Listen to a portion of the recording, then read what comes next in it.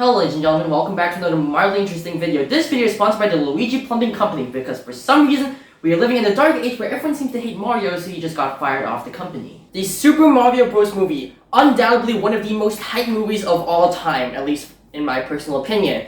It was licensed by Nintendo directly with Shigeru Miyamoto being the producer of the movie. It was going to be animated by Illumination, who are pretty much already known for being greedy and making the Minions, which I hate. And on top of that, it had an all-star cast with Chris Pratt, Anya Taylor-Joy, Charlie Day, and Jack Black. So that was really something. It was a lot of people had like a high hopes for it. This is a beloved game franchise that's like almost 40 years old at this point I think. Now, it just got released around last week worldwide, and I watched it a couple days ago with friends in the cinema. And I gotta say, it's a really fun movie. Now, this is coming from someone whose friend is a huge Nintendo fan. He knows like a lot of stuff about, actually no, he likes gaming in general. He knows a lot about Nintendo and specifically Pokemon, but he also knows a lot about Super Mario Bros. He also loves a lot of Sega and Sonic, so I watched both Sonic movies with him and we had a really fun time. I'm gonna make videos on them in the future, I think. But for now, just keep in mind, this review is coming from someone who watched the movie with a Nintendo fan, so your experiences may vary. So, let's begin. Let's start with the visuals.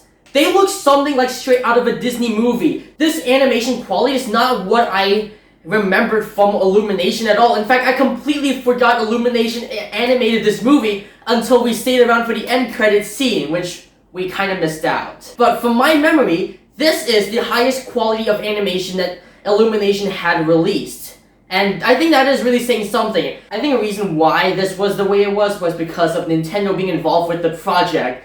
This is Super Mario Brothers, something that Nintendo made with the producer of the games behind it. So the moment they mess up anything, they're gonna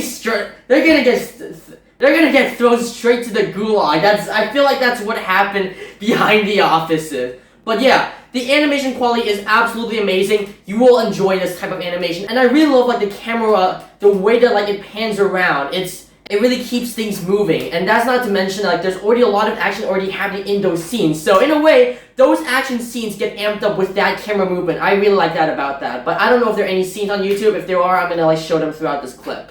Part 2, the audio aspect of it. I really like the way that like they mixed in parts of the Super Mario Brothers theme into the soundtrack. It manages to feel completely natural to the point where even if you've never heard to the Super Mario Brothers soundtrack, it still matches the scene perfectly. It's not just a little Easter egg thrown in there for Nintendo fans. It's something that can genuinely work within that context of the scene. My favorite audio bit might be the GameCube intro from Mario's phone. When I heard that, me and my friend just like looked at each other with like a shocked face. Like we both like knew what it was. I really enjoyed those moments. Once again, this review is coming from someone who watched the movie with a Nintendo fan, so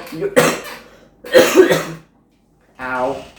My foot. I will say though, the use of the licensed pop music at some points throughout the film just threw me off. Like when they started playing Take On Me, I was just like, wait, what? I was like confused. Like I liked the song, but this felt really out of place. I did not like that about that. That is one less point I have about the movie. Part 3, the characters. Now the characters aren't really complex or have any complicated or complex character arcs. We're not talking about Game of Thrones or Arcane over here. We're talking about Super Mario Brothers. So it kind of makes sense. But even still, the characters are still really enjoyable to just like see do their own things. And the voice actors behind them were like perfect for their characters. I had doubts when I heard like Chris Pratt was going to be voicing Mario, but he pulled it off really well. It sounded so natural to his character. It really felt like that was the way Mario was supposed to sound like. I completely forgot that he was supposed to have a strong Italian accent. I think that is a win for Chris Pratt. Every other character pulled it off incredibly well as well. Well, I really love that Bowser's motivation is kind of absurd. He's stealing the superstar. That was just completely out of left field, but oh my goodness, it made it so much more entertaining.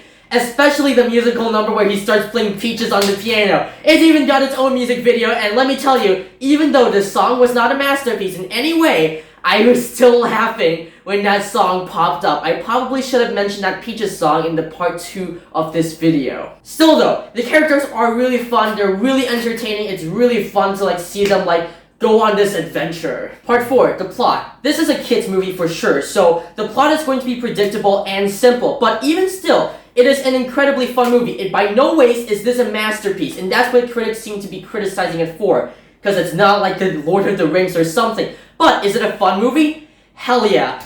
The film has so many little Easter eggs and parts of Nintendo put into them, and it's really fun to like be able to like look around the scene and see like, oh, I recognize that guy, that's from Yoshi, or oh, I recognize that sound, that's from the GameCube, or oh, I know that, that's from Wii Sports. By the way, that did not happen. Wii Sports was not in the movie. But even still, this is an incredibly fun film. On top of that, it has a really unique experience. You're never going to be able to see another movie where Mario, the actual character, is at one moment doing platforming and the other moment defeating Donkey Kong in a 3D version of Donkey Kong, and at the next moment, driving around in Mario Kart on the Rainbow Road. You're never really gonna get that many movies with that unique setting. So overall, this is still a really fun movie. And on top of that, it's 90 minutes long, so everything paces along really well. I've heard some people say online that it goes by too quick, but personally, I don't think it's really a problem. That way, you don't get bored with one scene. Things are always changing, you're always experiencing new other things. Even when they like redo platforming stuff from before, they always have like unique changes to them that makes them different from the previous scene. Overall, it never gets boring and it always keeps your attention on the screen. This movie might be one of the most fun movies I've ever seen, and I guarantee you, it is worth your money. Well, now it's the end of the video, so naturally it's time for me to read out my sponsor ad read, so let's see what they have in store for us. Damn it.